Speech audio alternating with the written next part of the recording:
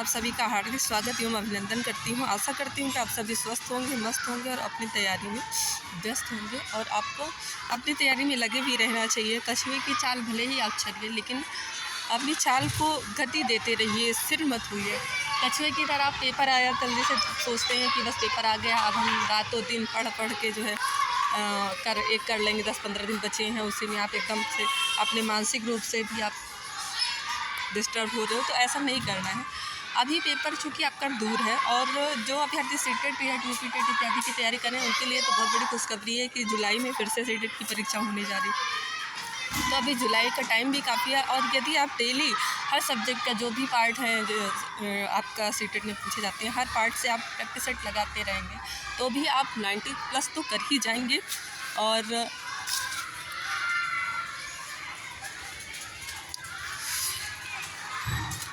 मैं ईश्वर से प्रार्थना करती हूँ कि ईश्वर आप सभी को 2024 में अच्छे अंकों के साथ उत्तीर्ण कराएं। ऐसी शुभकामना के साथ आज के प्रैक्टिस सेट की शुरुआत करते हैं। आज की प्रैक्टिस सेट शुरू करने से पूर्व छोटा सा अनुरोध है, यदि आपको लगता है कि मेरे चैनल को लाइक सब्सक्राइब एवं शेयर करना चाहिए तो अवश्य करिएगा। चैनल को लाइक सब्सक्राइब शेयर में यदि आप करने में यदि आपका कुछ नहीं जा रहा है तो अवश्य करिएगा। चलिए प्रश्न पर आते हैं। प्रश्न संख्या 1 कह रहा है कि अक प्रत्याहार के अंतर्गत वर्ण आते हैं। तो अक प्रत्याहार के अंतर्गत आपके वर्ण आते हैं आ, ई, उ, री और री। यहाँ पर दिया गया, देखिए यहाँ बड़ा कंफ्यूजन का ऑप्शन नंबर 2 में और ऑप्शन नंबर 3 में।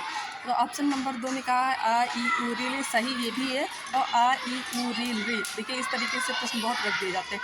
तो जो सही आपका डायरेक्शन है वो आपका ये होगा ऑप्शन नंबर 3।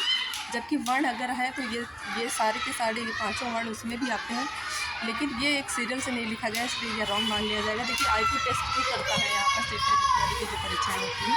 तो यहाँ पर आपका जो सटीक जवाब होगा वो ऑप्शन नंबर 3 होगा, क्योंकि यहाँ पर सीरियल वाइज दिया गया आ, ई, यू, री होता है और इसको उल्टा कर दिया गया है। चलिए अगले प्रश्न पर आते हैं। प्रश्न संख्या 2। प्रश्न संख्या 2 कह रहा है कि महसा सूत्र कितने हैं? 12 है, 18 है, 14 है, आपका 13 है। आप सभी को पता होगा कि महसा सूत्रों की संख्या 14 है। अगर पूछा जाए महसा सूत्र कहाँ से प्राप्त हुए तो भगवान शिव के डमरू से प्राप्त हुआ और इसकी रचना करने वाले कौन हैं? तो आपके पाणिनि जी हैं। चलिए प्रश्न संख्या 3 पर आते हैं। प्रश्न संख्या 3 कह रहा है कि इस वर्ण का ह्रस्व नहीं होता। कौन सा ऐसा वर्ण है जिसका ह्रस्व नहीं होता? आ का ह्रस्व होता है, ई का भी ह्रस्व होता है, री का भी ह्रस्व होता है, जबकि ए का ह्रस्व नहीं होता है। ए, ऐ, ओ और ये हमेशा नित्य और नित्य दीर्घ होते हैं। ऑप्शन नंबर 3 आपका सही होता है। अगले प्रश्न पर आते हैं। प्रश्न संख्या 4। प्रश्न संख्या 4 कह रहा है कि सा का उच्चारण स्थान क्या है? देखिए इसको दंत सा बोला ही जाता है, तो इसका उच्चारण स्थान आपका क्या होगा? दंत होगा। अगले प्रश्न पर आते हैं। प्रश्न संख्या 5। सल प्रत्याहार के अंतर्गत वर्ण आते हैं। तो सल प्रत्याहार के अंतर्गत तीनों शा आते हैं और हा वर्ण आते हैं। ऑप्शन नंबर ए आपका सही होगा। अगले प्रश्न पर आते हैं। प्रश्न संख्या 6। प्रश्न संख्या 6 कह रहा है कि अष्टाध्यायी में कितने अध्याय हैं? तो अष्टाध्यायी देखिए अष्ट मतलब होता है 8, तो नाम में ही इसके लिखा हुआ है कि अष्टाध्यायी यानी 8 अध्याय वाला, तो अष्टाध्यायी में 8 अध्याय हैं। प्रश्न संख्या 7 कह रहा है।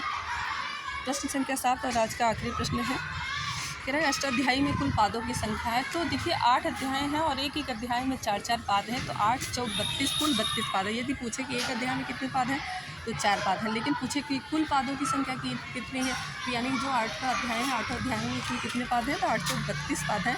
ऑप्शन नंबर 4 आपका सही होता है। हम लेते हैं इस वीडियो को यहीं पर और फिर मिलते हैं नए प्रश्नों के साथ, नए जोश के साथ, नए उमंग के साथ। आशा करती हूँ आप सभी को मेरे द्वारा दिए जा रहे कंटेंट समझ आ रही है। यदि आ रहे तो चैनल को लाइक सब्सक्राइब जरूर करें। नमः संस्कृताय, नमो नमः।